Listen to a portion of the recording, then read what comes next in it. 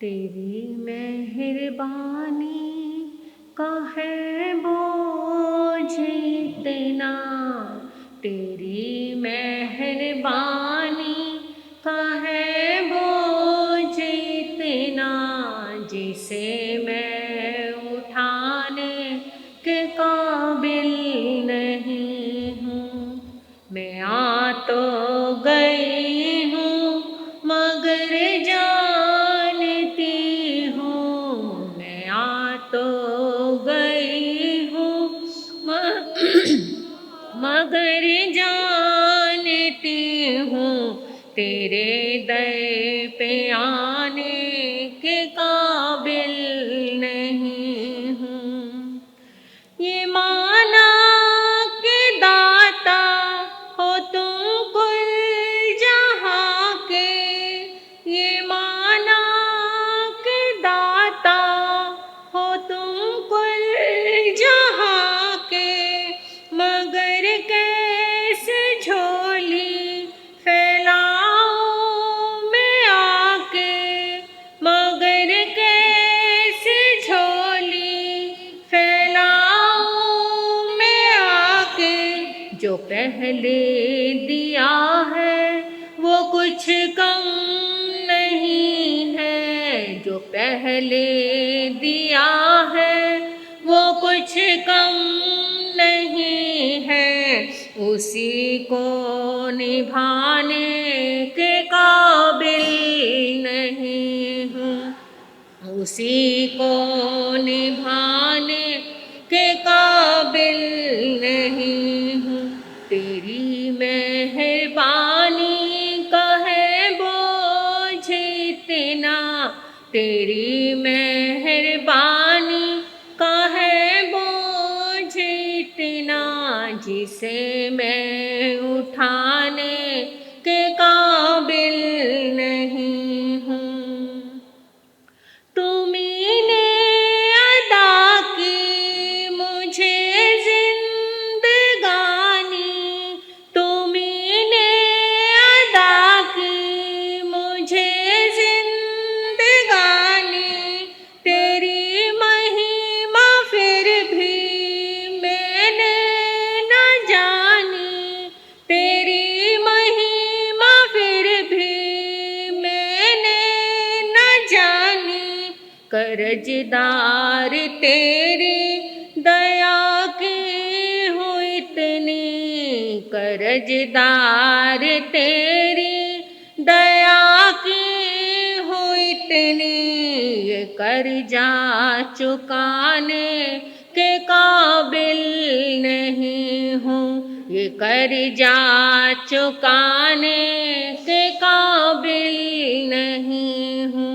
तेरी मेहरबानी का है बोझ इतना, तेरी मेहरबानी का है बोझ इतना, जिसे मैं उठाने के काबिल नहीं हूँ, जिसे मैं उठाने के काबिल नहीं हूँ। मैं आ तो गई हूँ मगर जानती हूँ, मैं आ तो गई हूँ मगर जानती हूँ तेरे दर पे आने के काबिल नहीं हूँ, तेरे दर पे आने के काबिल नहीं हूँ। तेरी मेहरबानी का है बोझ इतना, तेरी मेहरबानी का है बोझ इतना, जिसे मैं उठाने के काबिल नहीं हूँ, जिसे मैं उठाने के काबिल नहीं हूँ। अहिंसा के पुजारी, करुणा और मैत्री के मसीहा, परम पिता परमात्मा प्रभु महावीर स्वामी के चरणों में हृदय की अनंत अनंत आस्था के साथ वंदन करती हूँ। नमन करती हूँ। पूज्य गुरुदेव कर्नाटक गज केसरी गणेशी लाल जी महाराज साहब के चरणों में वंदन करती हूँ, नमन करती हूँ। परम श्रद्धेय, परम आराध्य, परम पूजनीय गुरनी जी महाराज के चरणों में वंदन करती हूँ, नमन करती हूँ। मंच पर विराजित महाराज जी के चरणों में वंदन करती हूँ, नमन करती हूँ। इस धर्म प्रांगण में उपस्थित मुमुक्ष आत्माओं, आपके भीतर विराजमान आपकी पवित्र आत्मा को मैं नमन करती हूँ।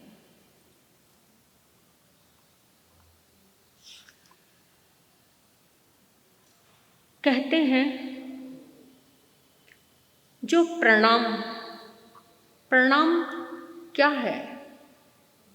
प्रणाम क्या सिखाता है? प्रणाम झुकना सिखाता है, विनय सिखाता है। जब हम किसी को प्रणाम करते हैं या कोई दूसरा किसी हमें प्रणाम करता है तो हमारे अंदर से क्या भाव निकलते हैं? आपके आगे कोई झुके, आपको प्रणाम करे तो आपके अंदर से क्या शब्द निकलेंगे, क्या भाव निकलेंगे आपके?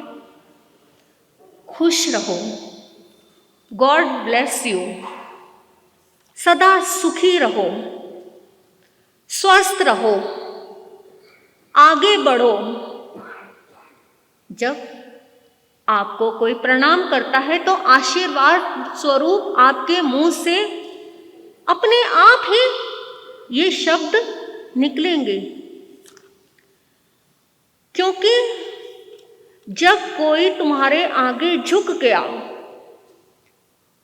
जब उसने अपना अहंकार खोया और आपके आगे झुक गया तो अपने आप ही आपके भीतर से आशीर्वाद स्वरूप दुआएं निकलेंगी। चाहे आपके भीतर किसी के लिए कितनी भी करवाहट हो, लेकिन अगर सामने वाला झुक गया तो दुआ ही निकलेगी।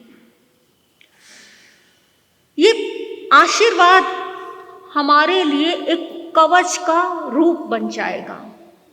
जब कोई झुक जाता है तो अपने आप ही आशीर्वाद स्वरूप कवच मिल जाता है, जो हमारे लिए एक बहुत ही पावरफुल काम करता है।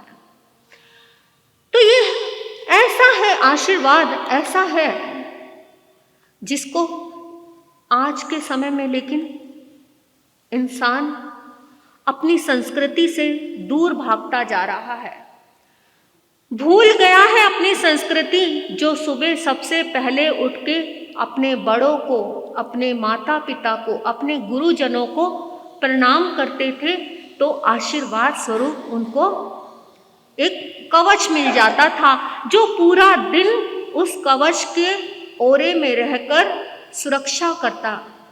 लेकिन इंसान भूलता जा रहा है अपनी संस्कृति, अपने संस्कार। क्यों भूल रहा है?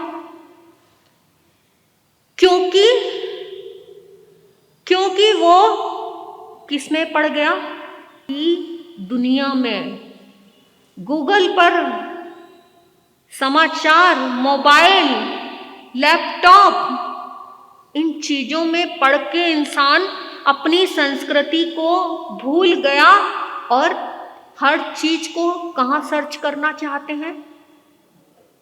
हर चीज को निकालना चाहते हैं किस पे? गूगल पर हर चीज को सर्च करके निकालना चाहते हैं। आपको गूगल पे हर चीज मिल जाएगी, लेकिन संस्कार आपको गूगल पर नहीं मिलेंगे। वो आपको बड़ों के पास ही मिलेंगे। बड़ों के सानिध्य में बैठकर ही वो संस्कार आपको मिलेंगे। लेकिन हम अपनी संस्कृति से दूर भागते जा रहे हैं और प्रणाम तो बहुत दूर की बात हो गई। आजकल की जनरेशन के बच्चों को कहा जाए कि रोज सुबह उठ के प्रणाम करो अपने माता पिता के, अपने बड़ों के चरण छुओ, तो क्या कहते हैं कि शर्म आती है। आज इंसान को शर्म आती है अपने माता पिता, अपने गुरु, अपने बड़ों के आगे झुकने में। तो जब ये संस्कार ही चले जाएंगे तो फिर धर्म स्थान पर कैसे आया जाएगा, धर्म कैसे किया जाएगा? और जब धर्म ही नहीं करेंगे तो अपने लक्ष्य पर कैसे पहुंच पाएंगे? अपने लक्ष्य पर पहुंचने के लिए सबसे पहले हमारा कदम धर्म स्थान में आना होगा। जब हमारा कदम धर्म के लिए बढ़ेगा तो हमारा लक्ष्य बहुत नजदीक होगा। एक बहुत प्यारा उदाहरण है, बहुत सुंदर। महाभारत का युद्ध चल रहा था, पता है ना आप सबको कि महाभारत का युद्ध चल रहा था। उस युद्ध के समय में एक दिन दुर्योधन ने इतना व्यंग्य कसा भीष्म पितामह पर, इतना क्रोधित हुआ और कहा कि तुम तो कुछ कर ही नहीं सकते, तुम तो सिर्फ पांडवों के हो, तुम सिर्फ ये खेल रच रहे हो। जब भीष्म पितामह ने ये बात सुनी तो उनको अंदर तक बहुत पीड़ा हुई, क्योंकि वो अपने धर्म पर अड़ल थे, वो अपने संस्कारों के अनुसार चल रहे थे। तो उनको इतनी पीड़ा हुई तो उन्होंने क्या कहा कि मैं कल पांडवों का अंत कर दूंगा। अब ये बात पांडवों के शिविर में भी पहुंच गई कि पितामह ने घोषणा की है, उन्होंने प्रतिज्ञा की है कि कल पांडवों का अंत कर देंगे। और उनके पुरुषार्थ को, उनके बल को सब जानते थे। एकदम खलबली मच गई उनके शिविर में। अब खलबली मच गई, परेशान है कि क्या करें। आपस में चर्चा कर रहे हैं। श्री कृष्ण जी उठे और उन्होंने द्रौपदी को अपने साथ लिया और चल पड़े। कहाँ चल पड़े? जहां भीष्म पितामह खड़े थे। उन्होंने प्रतिज्ञा की थी कि मैं दिन रात यहीं खड़ा रहूंगा जब तक पांडवों का अंत नहीं कर दूंगा। तो वो उनके शिविर में द्रौपदी को अपने साथ लेके चल पड़े और खुद तो शिविर के बाहर खड़े हो गए और द्रौपदी को कहा कि जाओ अंदर पितामह को प्रणाम करके आओ। द्रौपदी गई अंदर और पितामह को प्रणाम किया, झुकी उनके चरणों में प्रणाम किया। तो उन्होंने क्या कहा? अखंड सौभाग्यवती भव। आशीर्वाद स्वरूप उन्होंने बोला कि अखंड सौभाग्यवती भव। एकदम मुंह से निकला उनके और एकदम दिमाग चकरा गया। अरे ये मेरे मुंह से क्या निकल गया? मैंने अखंड सौभाग्यवती भव का आशीर्वाद दे दिया। अरे अभी सुबह तो मैंने प्रण लिया था कि मैं पांडवों का वध कर दूंगा और अभी मेरे मुंह से ये निकल गया। एकदम सोचने लगे कि हो ना हो जरूर ये कोई ना कोई तो बात है। पितामह ने द्रौपदी से कहा, बेटा तुम यहां अकेली आई हो इतनी रात्रि में, या कृष्ण जी तुम्हारे साथ आए हैं? हाँ पितामह, कृष्ण जी मेरे साथ आए हैं, वो शिविर के बाहर खड़े हुए हैं। उनको सोचते देर नहीं लगी कि मेरे ही वचन से, मेरे ही वचन को काटने की ताकत सिर्फ कृष्ण जी के अंदर ही है। उन्होंने ही मेरे वचन को मेरे ही वचन से काट दिया। जो मैंने अभी सुबह प्रण लिया था कि मैं पांडवों का वध कर दूंगा और अभी अभी मैंने अखंड सौभाग्यवती भव का आशीर्वाद भी दे दिया। और उन्होंने आपस में प्रणाम किया और कृष्ण जी चल पड़े द्रौपदी को लेकर।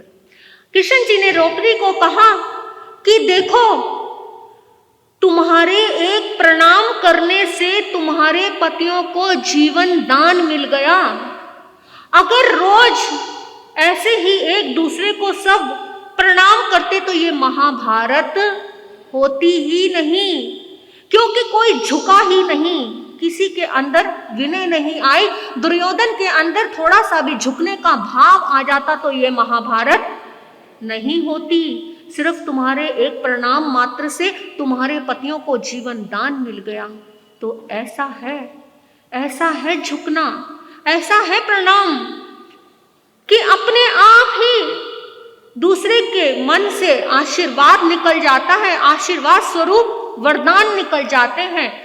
तो अगर घर में कलह कलेश, आपस में मन मुटाव का जो वातावरण होता है वो किस लिए होता है?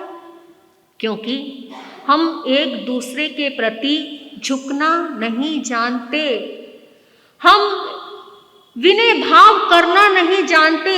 अगर हम झुक जाएं, रोज प्रणाम के भाव आ जाएं मन में, तो फिर वहां कहीं कलेश का वातावरण ही नहीं होगा। आपस में परस्पर एक दूसरे को प्रणाम करेंगे। कितना सुंदर है ये प्रणाम का शब्द। कहते हैं प्रणाम अच्छी सीख सिखाता है, प्रणाम क्रोध को दूर हटाता है, प्रणाम ईर्ष्या को भगा देता है, प्रणाम अंदर एक उज्जवलता प्रकट करता है, प्रणाम हमारे भीतर विनय के भाव जगाता है। अगर हम रोज सबको प्रणाम करें, आपस में झुकना सीख जाएं, एक दूसरे की बात को भूलकर क्षमा भाव से झुक जाएं, तो हम जरूर आगे बढ़ जाएंगे, अपनी मंजिल पर पहुंच जाएंगे। तो इसीलिए मैं भी आप सबको सादर प्रणाम करती हूँ कि हम भी अपने जीवन में प्रणाम का भाव लाएं। इसी के साथ मैं अपने वक्तव्य को यहीं विराम दूंगी। बोलिए भगवान महावीर स्वामी की जय।